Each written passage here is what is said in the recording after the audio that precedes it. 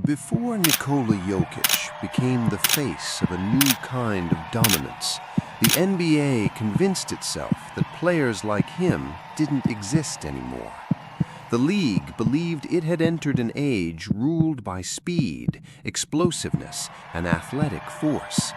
Big men were supposed to be relics, slow, predictable, limited.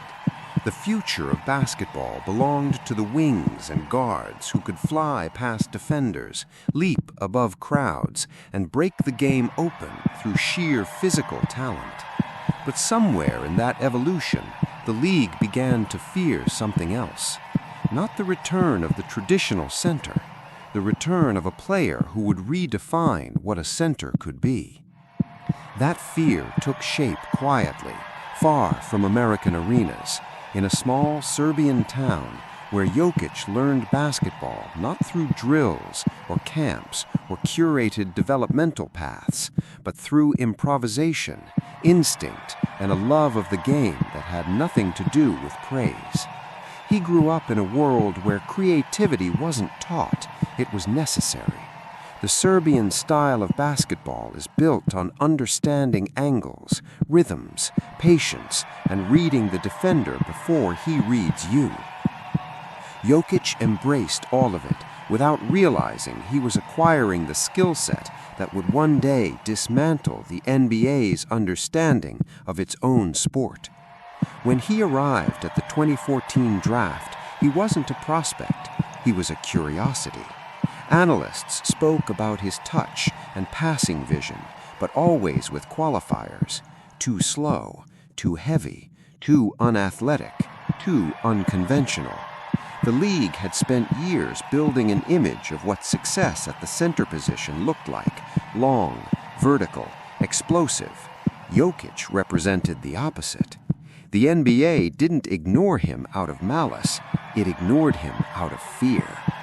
Fear that the systems they trusted couldn't measure a player like this.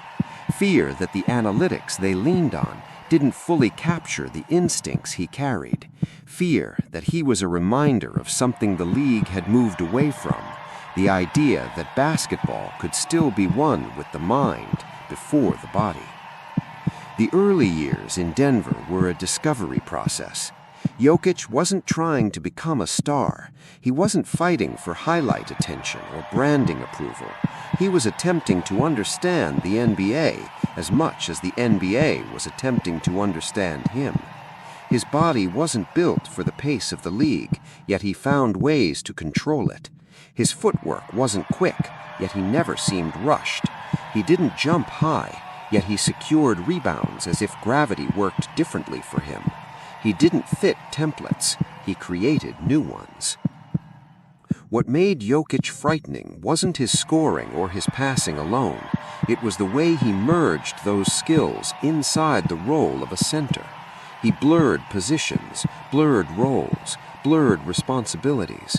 He played the game like a point guard trapped in a big man's frame, organizing the offense, seeing plays 2 passes ahead, turning simple actions into complex traps for defenses that didn't know where to look.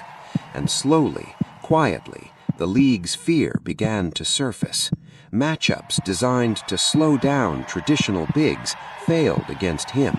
Defensive schemes built on switching and athleticism faltered because Jokic didn't attack with speed, he attacked with timing.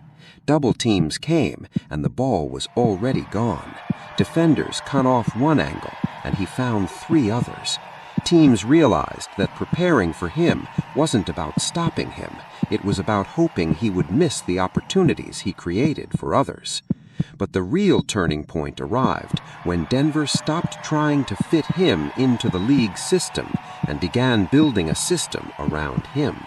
Mike Malone recognized that Jokic wasn't just a talented player, he was an offensive engine unlike anything the NBA had seen since the great centers of the 80s and 90s. Jokic didn't need to dominate physically, he needed to be given the freedom to orchestrate. With that freedom came something the NBA truly feared: inevitability. By the time Jokic reached MVP level, the narrative shifted from curiosity to concern. He didn't look like the best player in the league. That was the problem. He didn't move like one. He didn't celebrate like one. He didn't fit the image of one. And yet, night after night, he controlled the floor with a level of mastery that made the athletic chaos around him feel insignificant. Teams built around speed struggled to speed him up. Teams built around strength couldn't push him out of his comfort. Teams built around switching watched him dismantle their schemes with a single dribble handoff or a pass no one else would even attempt. Jokic became something the NBA had hoped didn't return, a dominant center who didn't need to overpower you physically because he could overpower you mentally. But this dominance carried a quieter threat. If Jokic succeeded, it meant the league had to reevaluate the value of skill over athleticism, the importance of reading the game over reacting to it. It meant front offices had to admit that their scouting and development models were incomplete. For years, the NBA had moved toward wings and guards who could jump, run, and stretch the floor. Jokic represented a reversal, not by rejecting modern basketball, but by absorbing it and reshaping it into something new. The 2023 championship run crystallized that fear. It was not simply that Denver won, it was how they won. Jokic won every matchup without showing frustration, urgency, or fatigue. He dictated pace, dictated spacing, dictated emotion. Miami sent bodies at him. Phoenix tried blitzing and switching. The Lakers attempted leverage and length. None of it worked. Jokic broke them with angles, patience, and a level of discipline that made the game feel predetermined. His triple-doubles weren't the result of stat chasing. They were the result of inevitability, because everything in Denver's offense flowed through his decisions, his vision, and his understanding of where each piece belonged on the floor. His passing became a weapon the NBA had no defensive language for. His touch shots, the awkward floaters and one-legged releases defied scouting logic. Jokic didn't reinvent the big man, he transcended it. And with every dominant performance, the league's underlying fear grew more visible, that a player who doesn't fit their metrics, their archetypes, or their ideals could rise above everyone they once celebrated. The fear that the game could belong to someone who doesn't look like what the NBA spent decades promoting. The fear that Jokic is not an exception, he might be the prototype for what comes next. Young players have already begun to mirror him. Centers who were once forced into narrow roles now seek versatility, creativity, playmaking responsibility. Jokic unlocked a path for the next generation, a path that threatens the league's old philosophies more than any superstar built on athletic dominance ever could. But the most unsettling truth for the NBA isn't that Jokic is unstoppable.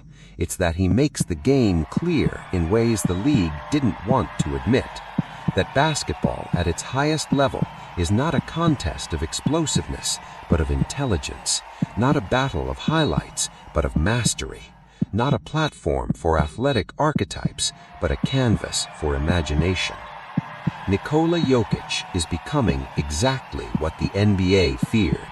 Not because he dominates, but because he exposes a truth the league long tried to outrun, that the mind of a player, when unfettered and fully expressed, is more dangerous than any physical blueprint.